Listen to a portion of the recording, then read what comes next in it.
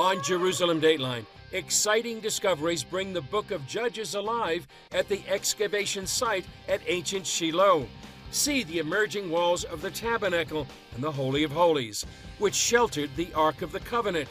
And we'll hear about the discoveries made this season. All this and more coming up on this special edition of Jerusalem Dateline.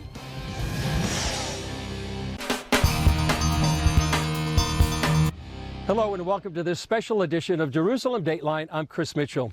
We're here at Shiloh, where the team is uncovering biblical history year after year. But before we hear about this season's new discoveries, let's check out the latest from our Jerusalem news desk.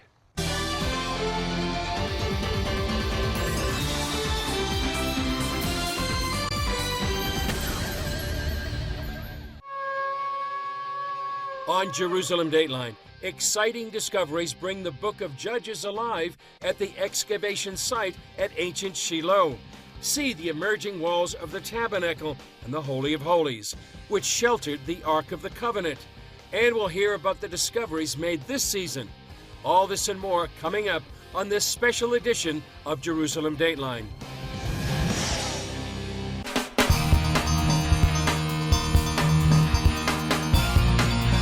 Hello and welcome to this special edition of Jerusalem Dateline. I'm Chris Mitchell.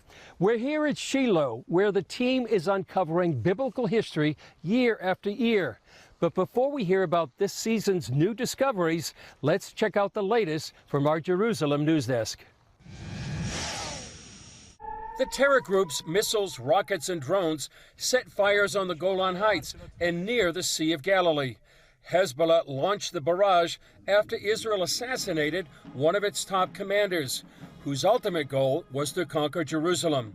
Hezbollah is promising more attacks. The series of responses is ongoing and will continue targeting new sites the enemy never imagined would be hit. The ongoing assault could lead Israel to launch an all-out war on Hezbollah to enable some 80,000 residents who've been evacuated to return to northern Israel. We know there is still a long way to go, but we are determined to restore security to the north and return the residents safely to their homes. As war inches closer, both Hezbollah and its patron Iran are threatening to obliterate Israel. Netanyahu issuing this strong response. We established a principle. Whoever harms us is marked for death. We put it into practice. As for the ongoing conflict in Gaza, Turkey's president says Israel must be forced to end the war. To end this destruction, Israel must be stopped and forced to accept a permanent ceasefire. To that end, a number of Arab nations are seeking to isolate Israel by moving to freeze its participation in the United Nations. A step like this step is what ended, brought down, and eliminated a colonial regime in South Africa. In the meantime, Hamas has made amendments to a proposed ceasefire deal that could free many of the hostages now held captive in Gaza. The changes were enough to get Israel to send a negotiating team to renewed ceasefire talks. But there are conflicting reports on whether Hamas is ready to agree to a deal without a permanent end to the fighting and all Israeli troops out of Gaza. According to a New York Times report that cited unnamed sources, a number of top IDF generals are ready to give up the war on Hamas if it means freeing the hostages. Netanyahu is blasting the report. I don't know who those unnamed parties are, but I'm here to make it unequivocally clear. It won't happen. On July 4th, Netanyahu sent greetings and a message to the U.S. At their base, Israel and America are guided by the same twin insights. Freedom is the most precious gift humanity will ever know, and freedom isn't free. You have to be willing to fight for it. This excavation site, about 20 miles from Jerusalem, is where Dr. Scott Stripling and his team believe they found the location of the biblical tabernacle described in the book of Judges. It's a portal into biblical history, which we first heard about a few years ago. You're looking at the heart of biblical Israel, along the route known as the Way of the Patriarchs. This is ancient Shiloh, the place where the Bible says Joshua divided the promised land between the 12 tribes, and where the tabernacle of the Lord stood, for more than 300 years. Welcome to ancient Shiloh. This is the first capital of ancient Israel, and it's a sacred spot because the Mishkan was here, the tabernacle where people came to connect with God. Scott Stripling directs the excavation here, and along with dozens of volunteers, they're digging into history. We're dealing with real people, real places, real events. This is not mythology. The coins that we excavated today, we're talking about coins of Herod the Great, Pontius Pilate, Festus, Felix, Agrippa I, Agrippa II. The Bible talks about these people. We've got the image right there. That image includes a fortified wall built by the Canaanites. They're finding a treasure trove of artifacts, including coins and 2,000 pieces of pottery a day. Now this one was from yesterday. It's been washed already, so you see the same form right out of the ground in yesterday, and these are those handles from the stone vessels. Remember Jesus' first miracle at Cana, they were stone jars full of water. That's that ritual purity culture of the first century. An archaeologist looks at these shards as a fine timepiece. Just like your great-grandmother's pottery is different from your pottery that you're using today. And once we learn the pottery, then we can use it as our primary means of dating. Stripling says literally digging into the Bible can change your life. You can read the Bible, you can walk the Bible, but the ultimate is to dig the Bible. You know, when we actually get into the soil, like these students from Lee University, they're literally, it's under their fingernails and in their nose and their mouth and their ears, and they're exposing this ancient culture. It becomes one with you. And sort of like we came out of the soil, and as we dig into this soil, we connect with God and with each other, I think, in a very important way. I love getting my hands dirty. I love digging in the dirt. It's my favorite thing. People from all ages man the dig, with the main drivers being students like Abigail. It's tiring and exhausting, but it's really rewarding. It's exciting to find ancient things that have been laying in the dirt just waiting for us for thousands of years. She says the Bible comes alive in the dirt. I read the Bible totally differently than I did before I came here, and when I read the Bible, I know the places, I know what's going on, I understand it more deeply, especially where previous archaeologists have claimed that the archaeology disproves the Bible, but when we dig here, we find that everything matches. You read it in the Bible, you dig in the dirt, and there it is. Archaeology doesn't set out to prove or disprove the Bible. What we want to do is to illuminate the biblical text, the background of the text. So to set it in a real world culture, to what we call verisimilitude. So we get an ancient literary description. Now we have a material culture that matches that. Chris, you're sitting where Samuel and Eli and Hannah and these people that we have read about, they came just like us, needing answers, needing to connect with God, needing forgiveness. He says they dig into the past and find lessons for the present. One of the faith lessons for us is that God is the potter and we're the clay. And even if our lives are broken, like these vessels are, God told Jeremiah, after he told him to go to Shiloh and see what he had done, he told him to go to the potter's house and look at a flawed vessel and see how the potter puts it back on the wheel and works out the imperfections. So my faith lesson is this, that yes, we're imperfect, but if we'll allow God, he wants to put us on his potter's wheel and he wants to make us a vessel of honor. Stripling often cites Psalm 102 that says, "O Zion, your servants take delight in its stones and favor its dust." For me, this is sacred soil. This is where the Mishkan was, which answers that most basic of all human questions: how do I connect with God? And I think everyone watching today, that's their most basic question. I know I'm messed up, and I know that God is holy. How do I bridge that gap when I sin against other people, when I sin against God? And ultimately, Chris, if the Bible is true, then the God of the Bible has a moral claim on our lives. And as we establish the veracity of the biblical text, I hope that everyone watching will just think about that God loves us and he has a moral claim on our lives. Coming up, excavation director Scott Stripling brings us up to speed on this year's discoveries.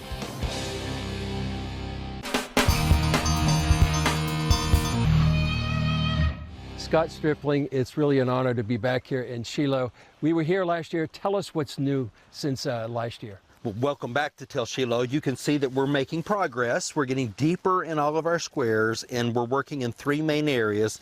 The gate complex, what we believe is the gate complex that we've uncovered outside the city wall, and that's where you filmed with me last year. The monumental building up above, which matches the dimensions of the tabernacle and is oriented in the right direction. We actually found a new pomegranate in the innermost sanctuary, the Holy of Holies, if you will, just a few days ago. And then thirdly, we're in this massive bone deposit, this favisa that we've talked about in the past. So we're continuing to go down in these three areas. And, you know, we were excited to be excavating this year. All the other digs canceled, and I just prayed about it and thought about it. And I said, you know what, we're going unless the Antiquities Authority pulls my license, then we're going. And my team said, hey, if you're in, we're in. And so we're thrilled to be here. Yeah. Tell us why this is so important here. It matters because God was here. Jeremiah 7:12, go now to Shiloh, God told Jeremiah, where I first caused my name to dwell. See what I did there. And that's what I've come to do. I've come to see what God did here and then to make it known. And of course, you being here today is a part of that story of making known what happened here in history. And do you feel like you're going back? I mean, you're going back to Joshua and beyond. I really do. I mean, I look at this. This is what Joshua saw. This is the fortification wall. This is the gate. It was already here when they arrived. And so I do feel like I'm walking in the steps of Joshua and Caleb and Othniel and Achiel and Hannah and Elkanah and Eli, all these people who were here.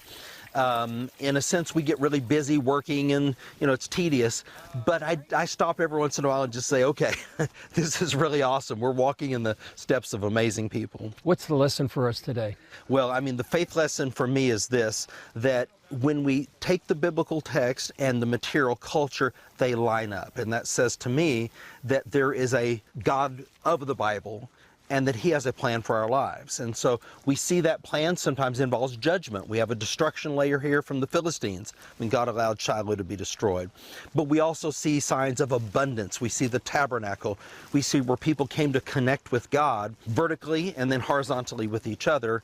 And I think when the viewers see this, if they'll take that away, then that's going to be a good thing. Yeah, you know, the world is in such turmoil now. Is it a particular lesson for such a time as this? Yeah, it really is. I mean, the world is in turmoil now. You know what? It was in turmoil then. The Philistines were knocking at the gate. They took the Ark of the Covenant, if you can imagine. So this isn't Israel's first crisis. And we see it in the material culture here today. We have a crisis going on around us right now. And in the midst of that, we're trying to be a light, trying to be a blessing. And we know that God is sovereign and he's going to work through all of this. Yeah. Tell us about the tabernacle. How much have you excavated there? Well, we began to excavate this building of the tabernacle in 2017. 1 Samuel 3 says that the temple of the Lord was at Shiloh and the doors of the house of the Lord. So we start getting language that indicates something other than a tent was built here. Then the Mishnah tells us in two places that there was also a permanent building with a tent over it. And that's exactly what we begin to uncover here. We have a large building, monumental in size. It survives to 3 meters in height, which is about 12 feet or so in height. It's 25 meters long, 12.5 meters wide, divided on 2-to-1 ratios like the tabernacle, and it's east-west. Any final thoughts, Scott? Well, I just want to remind myself and remind you and the viewers of what Psalm 102 says. Blessed are those who love your dust and cherish your stones. And we do, and I know your viewers do also, and there's a blessing for those of us who come open-minded with an open heart to God and to his world. Up next, a walking tour of the excavation site at ancient Shiloh.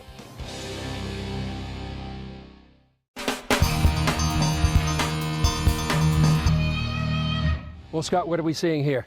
You're coming into the entrance of ancient Shiloh, and this is the gate that we have uncovered. And you can see here these massive pillars, Chris. Those have survived to their original height. Now, can you see the niche in the wall there above that pillar? A beam went across that, and I know this because I put one in, and it sits right on top of those. They've survived to their original height.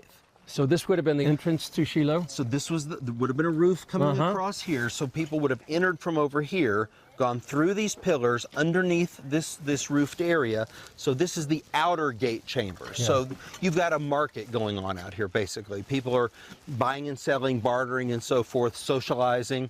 When you go through into the inner gate, this is where you encounter the elders, for example, and judgment is meted out on the gate and so forth. Would this be where Eli was? So I'm sure Eli spent a lot of time here, but where he was in the stories we read about in the Bible, if we're correct about this being the gate, would have been that chamber right there. Inside this inner gate is that inner chamber. Can we walk up there? Yeah, let's do it. So this is you can see the symmetry here. Notice how this steps down like this. This is an opening in this wall and a threshold. So this is what we would call the inner gate. So let's go through the inner gate. So we come through here, and now you can see that it opens up, and we have these large ancient walls, and here is an inner chamber within the inner gate. So we would surmise that perhaps a ruler or Eli or someone like this would have sat here in this area. We have a destruction layer. You can see how that burn layer is beneath there. Yeah. And then behind us, you can see the two phases in the wall, the very large stones and then the smaller ones on top of that, which is a later phase, which blocks what I think is the original entrance into Shiloh. So Eli would have been here, and this might have been where he was when he got the bad news? Well, last year I asked you to sit down right there, and I asked you, what do you see? And you looked out and you said, I see the Patriarch's Highway. And I said, you got it, okay? So he's looking out and he sees the runner coming from Afek, 26 miles away. So the situation on the ground, what we call verisimilitude, fits very, very nicely with the biblical text. Wow. Where do we go next? Okay, let's go up to the monumental building, what we believe is the tabernacle building. Okay, so this is the pathway, Chris, where I came back in 2016 and walked down here. And all this was underground, and I walked up and drove the first stake to begin the excavation here. It's amazing. Not knowing that I was walking through the gate and staking where the monumental building was. What are we going to see right now? Well, this is what you came to see. This is why people came here, why Jeremiah came here, to see the building of the tabernacle. And if we're right, this building right here, this is your northern wall. That's your western wall across the back. So this wall, Chris, is parallel with that back western wall. And if we're right, then this area right here would have been the Holy of Holies, where the Ark of the Covenant would have been for over 3 centuries. When you realize that, what do you think? What do you feel? Well, I mean, it's pretty amazing. And right where Melody is sitting is where that pomegranate was found just a few days ago, this miniature pomegranate. When you say pomegranate, are you talking something metal or? It's made of faience. It's a type of precursor of glass, if you will, perfectly preserved through our wet sifting system, and that's right where it came from, in the center of the, if you will, the Holy of Holies. So why is the pomegranate so important? Well, the Bible says that the priest had on the hem of their garments, they have bells and pomegranates. And so it's the third one that we have found in association with this building. My understanding is that when they went into the Holy of Holies on Yom Kippur, if perchance the high priest died, the pomegranates would stop ringing. That's what we believe, yes. Yeah. And when they would come out, of course, they would come across this threshold, and then across our path, this is from our area H to our area K, and then over here we're unveiling right now the rest of the wall of the building. So 25 meters long, 12.5 meters wide. You see where the sun's rising? That's east. What's the direction of this building? East-west. So that's what the Bible says the tabernacle was. Wow. Now the two more pieces of the puzzle. Number one, storage rooms all across here where you would store, logically, the tithes, okay? People are not able to go to tabernacle.org and make a secure online donation. They've got to bring commodity. And then the final place I'm going to take you is on the eastern edge of the site to our favisa, our massive bone deposit from the time of the biblical sacrificial system. Should we take a look? Let's go. Still ahead, favisa, the site of ancient bone deposits left over from ritual sacrifices.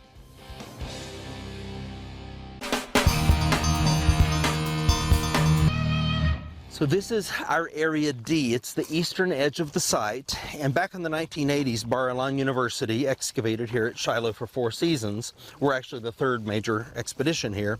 Ours will be much longer and more expansive than the previous ones. But they uncovered this favisa, this sacred bone deposit, excavated part of it. Now what we've done with our better technology a generation later, we're coming back and finishing this area and analyzing the finds, and it's phenomenal what we're finding. We have in total about 20,000 animal bones that are going to come out of this big bone deposit here, and mixed in with those animal bones are vessels, whole restorable vessels. So you not only bring your animal to sacrifice, but then you give a drink offering, a libation from a chalice or a sacred bowl. It's poured out, a drink offering, and then the vessel is broken because it also has value. On a daily basis, we'll see a thick layer of bones and then a thick layer of pottery on top of that. And it's very rare that we get restorable vessels elsewhere, but here, many of these vessels we can put them back together as if they were broken intentionally. So this is a really interesting area, because if you think about the purpose of the biblical sacrificial system, it's so that people like us, people like Hannah and Elkanah, could come and reconnect with God vertically and reconnect with each other horizontally through the shedding of blood. So let's step down into the epicenter of the favisa. So right here where you're standing now, underneath your feet, is about this much unexcavated bone. All right here. All under your feet. And I know because we excavated this part already and we backfilled it for now, but where you're standing is the epicenter of this favisa. These silos right here were cut into it in a later period, and then bones and pottery were scattered, but then part of it was not cut into. And so next season we'll get to this area where you're standing. So you must come back next year and see this. I mean, it is going to be boxes and boxes, thousands of bones, and each one of those bones meant something. I mean, somebody brought that because they wanted to honor God, they wanted to connect with God, and they wanted their sins atoned for, to be covered. And we're talking about, last year you were telling about what side of the animal was here. Okay, so we're finding disproportionate number of bones from the right side of the animal as compared to the left side of the animal. And why is that significant? Well, as a Bible reader, I think of Leviticus chapter 7. The right side of the animal is the priest's portion. And as we, we'll see if those numbers hold up as we finish this, but for now, that's a really, really interesting development. John the Baptist talked about the rocks crying out. Do you feel like they're crying out right now? You think he had problems? I've got more problems. Not only rocks are talking to me, I've got bones and pottery and flint, objects, gold. I mean, all these things are talking to me. What are they saying? They're telling me a very consistent message that you can trust the Bible. You have an accurate biblical text, and we find a great verisimilitude or consistency between the material culture and the biblical text. And why is that important in these days? Well, I just think the Bible has gotten a bad rap in many people in many places. It's almost like it's guilty until proven innocent. I'm not asking to slant the field in my favor. I just like to have a level playing field. And if people have been told that archaeology contradicts the Bible, it's just simply not true. And we can see that here at Ancient Shiloh. Any final thoughts? Well, I just want to encourage those who are watching today to read their Bibles. If they're not sure where to read, they can start in 1 Samuel and read about the stories that take place here. And remember that there is a connection. They're reading actual people, places, and events. Well, that's all for this special edition of Jerusalem Dateline. Thanks for joining us. If you'd like to know more about this amazing excavation, you can go to digshiloh.org. Maybe you can join this or others like it. I'm Chris Mitchell. We'll see you next time on Jerusalem Dateline.